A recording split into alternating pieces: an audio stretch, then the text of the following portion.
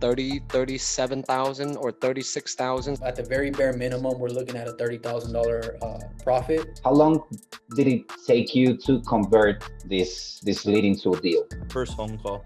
Yeah, Oh, wow, that's great. I mean, as soon as I gave her the numbers that she wanted and made it work, and we were able to come to an agreement, I sent over the contract within an hour. She had her attorney read it over. Within 24 hours, it was signed. It took Sunday through Saturday, 6 days to secure the deal. But we did close a few deals together, and most of them was the spread is pretty high, so I'm happy about it. She actually submitted her property, and the property she was actually looking to sell first was a neighboring property. And then what's your favorite thing working with Hessa in closing? Communication. I think Athlete has done a phenomenal job at keeping everything together for everybody. I always, when I talk to different investors, I said like I refer Hustle as a team, my team. Like they are there. Anytime that I have a questions, I pop out, and then the answer has been right away. At the beginning, it's so overwhelming because everything is new. Now I look at the computer, and then I'm on the website. I was like, oh yeah, makes sense. Like everything is talking to you. From being overwhelmed for all the amount of stuff that I had to learn in the beginning, and then all the Hustle Media team helping you in the process. Is yes, you are the face right now, but behind your face is a lot of people working behind just to make this happen. I'm not gonna lie to you, man. I love it. I think you guys, I got your guys' postcard in the mail today too from Esteban. I mean, you know, I'll put it this way. I used Llama Suit because they sold me a dream, right?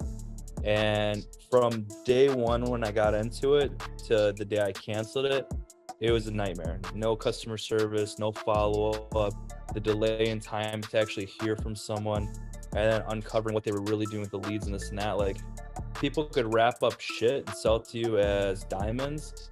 You guys didn't tell me shit as diamonds. You guys told me what it was and executed on it. I mean, that alone speaks volumes for itself. And I mean, your guys' CRM that you're using, like, I have no intention of ever switching from it.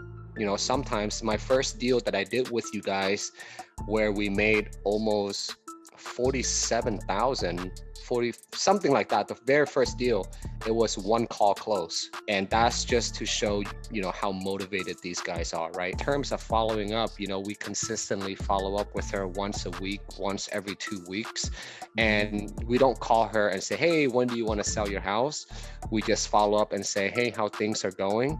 You know, is there anything that we can do? Anybody that's a new real estate investor, I tell them straight up, don't be afraid to ask questions.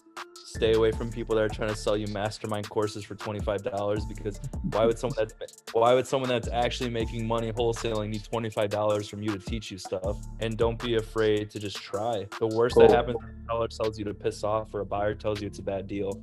That's the worst that happens. The best that happens is you make 10 grand. Now my goal is 10 flips next year. So at this rhythm, I know that it's gonna happen. If I may ask, how much did you guys make from that deal?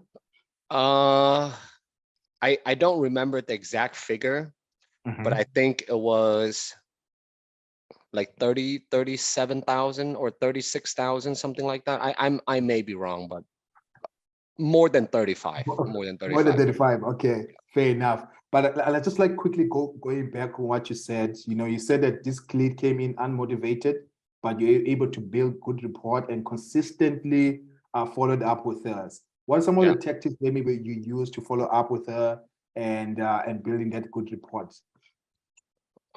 Just really understanding what she's looking to accomplish. You know, what's important to her, and what her future looks like, right? Because a lot of these guys, and this lead was an inheritance to as well. I was able to build, I guess, a human connection with her because her mom passed away. And, you know, just being able to talk to her mom and kind of share some of that emotion with her kind of made her trust me, rather than all of these guys just want to buy her house, you know, which is the discrepancy between us giving her 40,000 as an offer that she accepted versus somebody else giving her 65 and she turned down. Based on the initial bidders, on the property, what is the minimum that you would say you could make on as an assignment on that one? The minimum, like worst case scenario. I'm not one to like to talk about numbers like that, right? But because like this lead was a valuable lead, and like what you guys brought to the table was, you know, somebody who's really in a position to need to sell, which is what we want. So for this one, if everything, like at the very bare minimum, we're looking at a $30,000 profit. And I say that because that's our lowest offer at this point. How long did it take you to convert this lead into a deal? First phone call. Yeah. Oh, as soon as wow, I- that's great. her, I mean, as soon as I gave her the numbers that she wanted and made it work, and we were able to come to an agreement, I sent over the contract within an hour. She had her attorney read it over. Within 24 hours, it was signed. She only told me, well, I have a price in mind, but I don't think so it's gonna happen. And I know that she told you ASA 350. So it's like guys, ain't gonna happen. So my feeling was I told Rachel like it has to be in the 300 range the house for us to tackle, and 305. So it was good. It's like now it's Nice. like applying for all the hard money and so on. We have my in-laws, they're gonna give me private money. We have another money coming in. So like everything works for the best. But it took Sunday through Saturday, 6 days to secure the deal.